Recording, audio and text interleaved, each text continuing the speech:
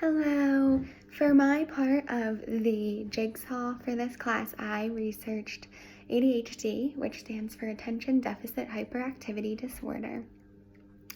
And the definition of this is a brain disorder marked by ongoing hyperactivity, impulsivity, and inattention that interferes with everyday life or function for these students. Inattention is the difficulty to stay focused, some disorganization, watching students wander off task, and just having trouble completing assignments. Hyperactivity is extreme restlessness, need to constantly move, fidgeting, and it can also be excessive talking. Impulsivity is when you make choices or actions in the moment without thinking about it, like making certain comments or certain behaviors that you wouldn't do before. You wouldn't do if you thought about it first. So the prevalence is 12.9% of males are diagnosed with ADHD a year and 4.9% of females. So it's much more prevalent in males than it is in females. The age of onset is usually early childhood, so younger kids. So symptoms usually appear when the child is about 3 to 6 years old, but the average age to get the diagnosis of ADHD is about 7. So some barriers to learning are the child can get easily distracted by just by having trouble focusing, so easily distracted, have trouble focusing, which could affect the learning because they can't complete their activities on time, they can't sit still to listen to a full lesson.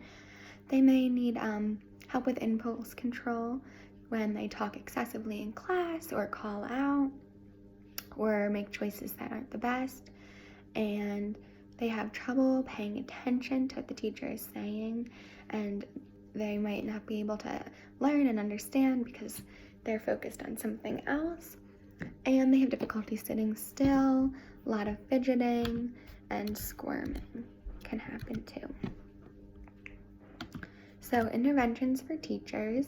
So accommodations for students, frequent breaks, extended time, allow students to sit in alternative seating, allow them to even bring fidget toys to class that they can play with to help them focus, and frequent extended time on assignments and frequent breaks in between lessons and activities, and allowing the child to get up during the lesson and sit somewhere else or move around a little bit, but to have a break so that they can focus better when they are ready. Deliver the information in a variety of ways to help them understand and stay focused. Provide guided notes so they can follow along without having to write them all. And scheduling is also important, to give them schedules of the day. And then for behavior, set behavior goals and a plan.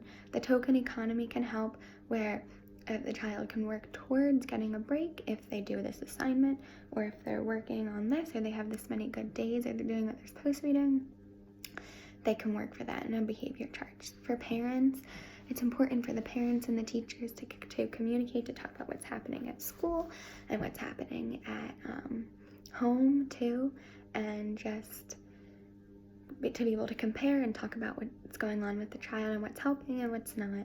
There's support groups for parents, keep daily charts and keep up with the behavior programs that have helped at school, and then work with the psychiatrist too.